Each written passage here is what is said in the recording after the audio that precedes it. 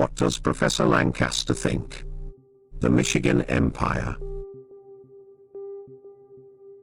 Envision, if you will, Rome's legionaries draped in togas, Britain perched delicately with its tea and crumpets on foreign turf, and the United States swaggering like a cowboy. With their blend of clout and bravado, these behemoths of history have waltzed through the ages, their pirouettes marked by internal oppression and external conquests. One might almost think they had an unspoken pact to subdue the peasantry beneath their boot while they flaunt their global presence. Now, let us direct our gaze to Michigan.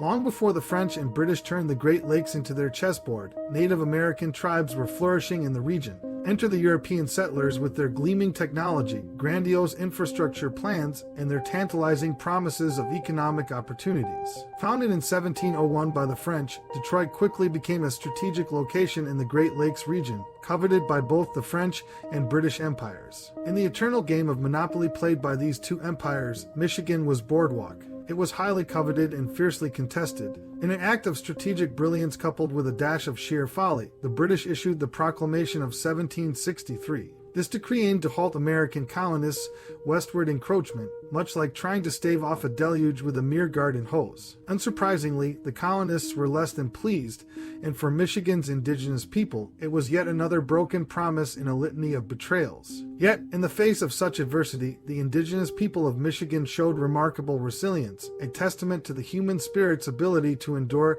and overcome. As the 19th and 20th centuries dawned, Michigan emerged as the epitome of industrial prowess. With its abundant natural resources and manufacturing muscle, the state became a veritable treasure trove for the nation's burgeoning economy. But let's not sugarcoat the less glamorous side of this prosperity. While factories roared and fortunes were amassed, Native American communities were relegated to the margins. The completion of the Erie Canal in 1825 significantly boosted Michigan's economy and population growth by improving transportation links between the Great Lakes and the eastern United States. This development also accelerated the displacement of Native American communities as settlers flooded into the region. Enter the Cold War era where Ronald Reagan made his grand entrance, his hair perfectly coiffed and his rhetoric soaring as high as his political aspirations. Reagan epitomized America's imperial swagger, with his speeches against the evil empire and fervent patriotism serving as sound bites and strategic maneuvers in a geopolitical pinball game spanning continents. Cloaked in the guise of democracy promotion, Reagan's policies often masked a range of interventions, from the labyrinthine politics of Latin America to the chaotic landscape of the Middle East, frequently at the cost of individual rights and societal harmony. Yet, here's the crux. Understanding this grand saga of empires is far from mere academic indulgence. The echoes of imperial history reverberate through Michigan's socioeconomic disparities and community tribulations. The Mackinac Bridge, the emblem of 1950s optimism, stands as a symbolic and literal bridge between progress and displacement. At the same time, it symbolized connectivity and displaced communities, leaving behind a trail of cultural dislocation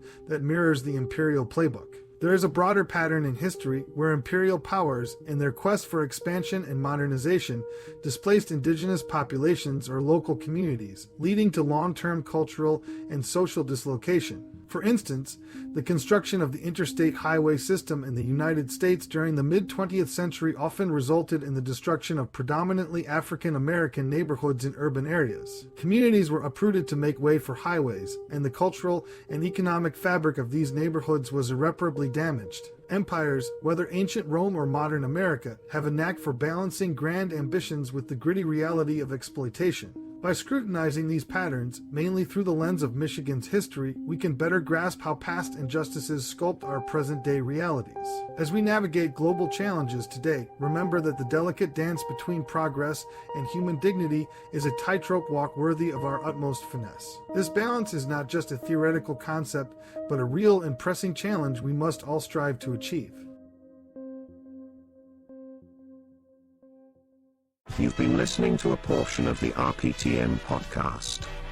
We hope we made you laugh, but more importantly, we hope we made you cry. If you found this episode engaging, don't forget to give us a thumbs up and hit that subscribe button so you never miss out on our upcoming thought-provoking discussions.